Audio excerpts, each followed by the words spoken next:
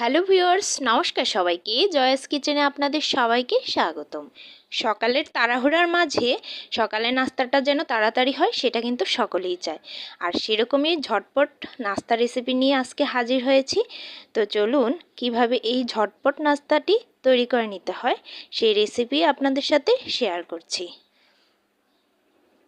প্রথমে আমি একটা মিক্সিং বোলে নিয়ে নিচ্ছি 1 কাপের মতো ময়দা। এখানে মেজারমেন্ট কাপ দিয়ে মেপে নিয়েছি। তো এই পর্যায়ে আমি এই ময়দার পরিমাণ অনুযায়ী দিয়ে দিচ্ছি সামান্য একটু লবণ। আর এখানে আমি কিছু সবজি কেটে নিয়েছি, গাজর, ক্যাপসিকাম, পেঁয়াজ, ধনেপাতা, কাঁচামরিচ। ক্যাপসিকাম যদি হাতের কাছে না থাকে টমেটো দিলেও কিন্তু চলবে। তো এবার আমি সবগুলো সবজি একে একে এই ময়দার উপরে দিয়ে দেব। প্রথমে আমি পেঁয়াজগুলো দিয়ে দিচ্ছি, এবার ক্যাপসিকামগুলো দিয়ে দিচ্ছি। আপনারা চাইলে এর পরিবর্তে টমেটো কিন্তু দিতে পারবেন। আর দিয়ে দিচ্ছি গাজর কুচি। এবার মরিচটা একটু কমিয়ে দিয়েছি, আপনারা কিন্তু মরিচটা ঝাল বুঝে দিবেন। আর এবার একটু স্বাদের ব্যালেন্স আনার জন্য দিয়ে দিচ্ছি 1 চামচ চিনি। এবার দিয়ে দিচ্ছি সামান্য পরিমাণে গোলমরিচের গুঁড়ো। এবার ময়দার সাথে সবগুলো সবজি আমি ভালো করে চামচের সাহায্যে মিশিয়ে নেব। তো সবগুলো এভাবে মেশানো হয়ে গেলে আমি অল্প অল্প জল দিয়ে ডোটা তৈরি করে নেব। একবারে কিন্তু জল দেওয়া যাবে না, অল্প অল্প করে দিয়ে ডোটা পারফেক্টলি তৈরি করা যাবে।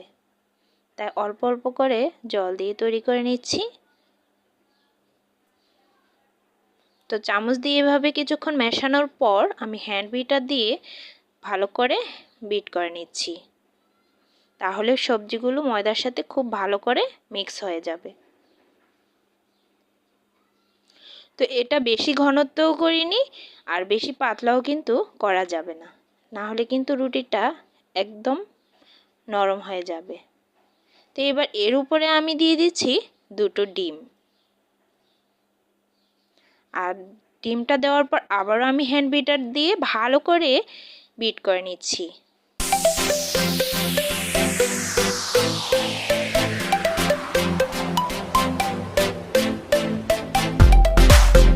তো বিট করা যখন হয়ে যাবে ভালো করে আর সবজিটাও মিক্স হয়ে গেছে, এই পর্যায়ে আমি চুলায় একটি প্যান বসিয়ে গরম করে নিয়েছি আর তার উপরে আমি ব্রাশ করে নিচ্ছি তেল।